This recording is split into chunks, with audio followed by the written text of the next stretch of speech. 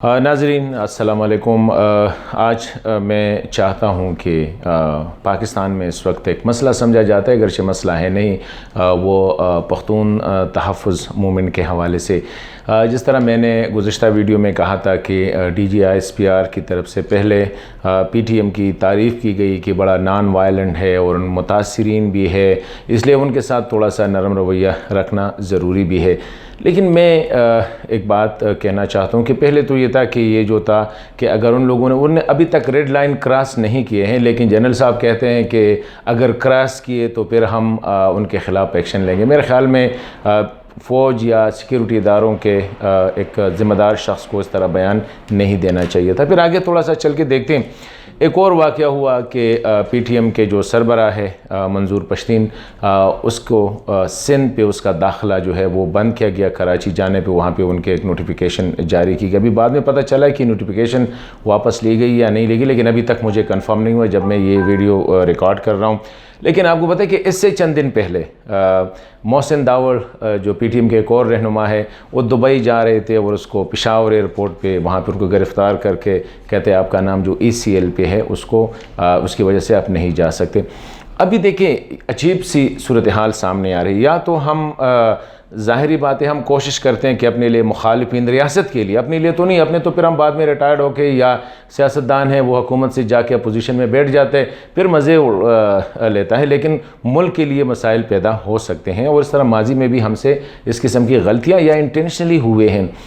जब कबायली इलाकों में ऑपरेशन चल रहे थे और वहाँ से लोग टेम्प्रेरी डिस्प्लेस हुए, तो यही एक काम किया गया कि पंजाब पे उनका दाखिला बंद किया गया, सिंध पे उनका दाखिला बंद किया गया और कहते हैं कि जी आप जाने और पख्तूनख्वा जाने। हालांकि दहशतगर्दी के ख़िलाफ़ जंग जब हम कहते हैं कि पख्तूनों, तो कहते हैं नहीं ये सारे पाकिस्तान का है। लेकिन जब जुल्म होती है, जब ज़्यादती होती है, डिस्ट्रक्शन होती है या कोई मसला आ जाता है, तो कहते हैं लाहौर हाई कोर्ट में जब अफ़गान महाजरीन के बारे में फ़ैसला हो रहा था, कहते हैं जाके आप पेशावर चले जाए, फिर मसला पख्तूनों का या खैबर पख्तूनख्वा का हो जाता है।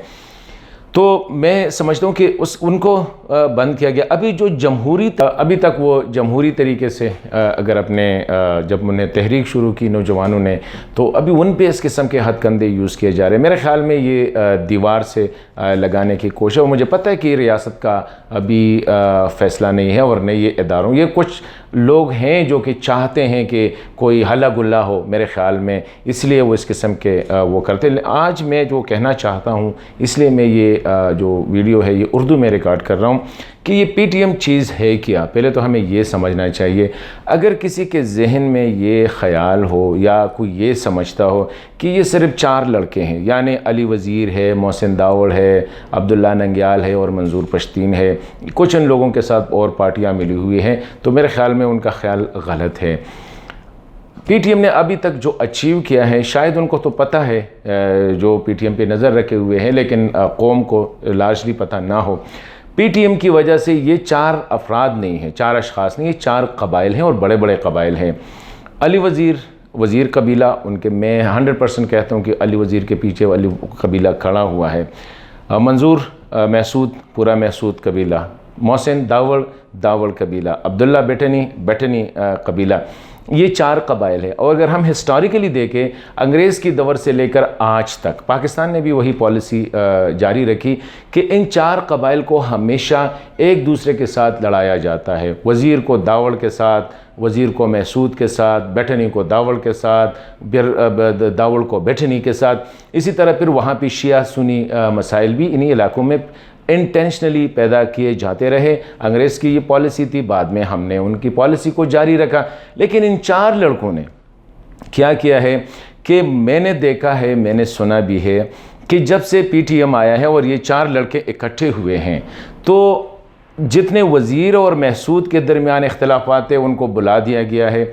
जितने वज़ीर और दावड़ के थे, जितने बेटनी और दावड़ के थे, मतलब इन 4 कबाइल के अगर अंदर कुछ वाक़यात कुछ इख्तिलाफ़ात थे, तो इन 4 नौजवानों ने इन 4 कबाइल को इकट्ठा किया है। तो अगर कोई भी ये समझे कि ये सिर्फ अली वज़ीर है, एक थप्पड़ मारने से शायद ठीक हो जाएगा, या मोहसिन दावड़ है डराने धमकाने से, मेरे ख़्याल में हमें ये डराने धमकाने वाली बिज़नेस जो है इसको ख़त्म करना पड़ेगा।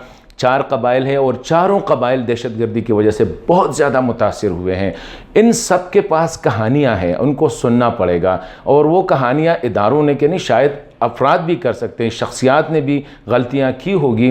तो बजाय इसके मैं ये कहना चाह रहा था कि